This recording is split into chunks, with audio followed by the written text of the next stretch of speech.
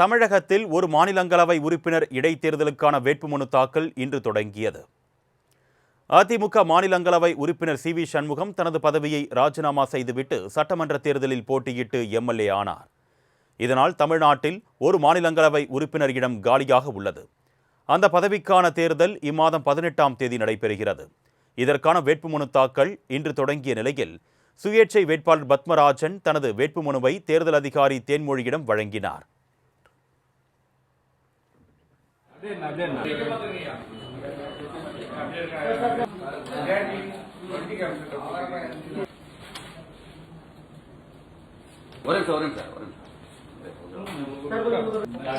பத்மராஜன் என்கிறார்.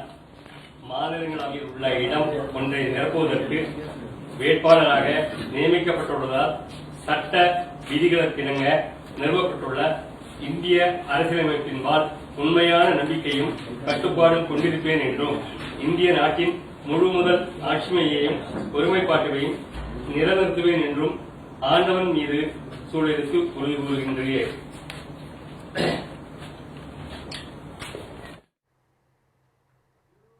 பின்னர் செய்தியாளர்களை சந்தித்த தேர்தல் மன்னன் பத்மராஜன் 255வது முறையாக தேர்தலில் போட்டியிடுவதாகவும் 1988ஆம் ஆண்டு முதல் வேட்புமனு தாக்கல் செய்ய தொடங்கியதாகவும் கூறினார்.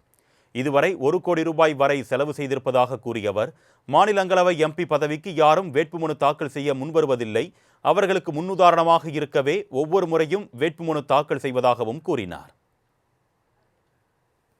19வது முறையாக 85வது முறையாக மாநிலங்களவைக்கு வேட்புமனு தாக்கல் செய்துள்ளேன். நான் இதுவரை வாஜ்பாய், நரசிம்மராவ், ஜெயலலிதா, கருணாநிதி, ஏ.கே. ஆண்டனி, வயதாருவி, எடியூரப்பா, பங்காரப்பா, எஸ்.எம். கிருஷ்ணா, விஜய் மல்லையா, சதானந்தகவுடா, ஜெகதீஷ் ஷெட்டர், சித்தராமையா, முதல்வர் விஜய், எடப்பாடி பழனிசாமி ஐயா அவர்கள், ஸ்டாலின் ஐயா அவர்கள், கலைஞர் கருணாநிதி ஐயா அவர்கள், இவர்கள் எல்லா கூடியும் வேட்புமனு தாக்கல் பண்ணியிருக்கேன். 1988 இந்த முயற்சியில் நான் ஈடுபட்டுள்ளேன். இதுவரை Guinness, Limca book of records, Asia book of record, Delhi book of ரெக்கார்ட்ஸில் இடம்பெற்றுள்ளேன்.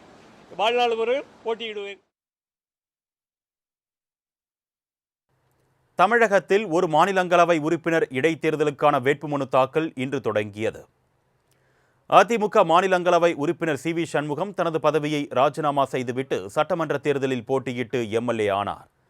இதனால் தமிழ்நாட்டில் ஒரு மாநிலங்களவை உறுப்பினர் இடம் காலியாக உள்ளது. அந்த பதவிக்கான தேர்தல் இம்மாதம் 18ஆம் தேதி நடைபெறுகிறது. இதற்கான வேட்புமனு தாக்கல் இன்று தொடங்கிய நிலையில் சுயேட்சை வேட்பாளர் பத்மராஜன் தனது வேட்புமனுவை தேர்தல் அதிகாரி தேன்மொழியிடம் வழங்கினார்.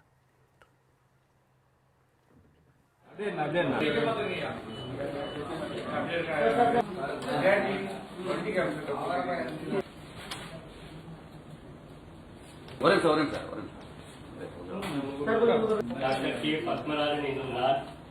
மாநிலங்களவையில் உள்ள இடம் ஒன்றை நிரப்புவதற்கு வேட்பாளராக நியமிக்கப்பட்டுள்ளதால் சட்ட விதிகளுக்கிணங்க நிறுவப்பட்டுள்ள இந்திய அரசியலமைப்பின்பால் உண்மையான நம்பிக்கையும் கட்டுப்பாடும் கொண்டிருப்பேன் என்றும் இந்திய நாட்டின் முழு முதல் ஆட்சிமையையும் ஒருமைப்பாட்டையும் நிலைநிறுத்துவேன் என்றும் ஆண்டவன் மீது சூழலுக்கு உறுதி கூறுகின்றேன்.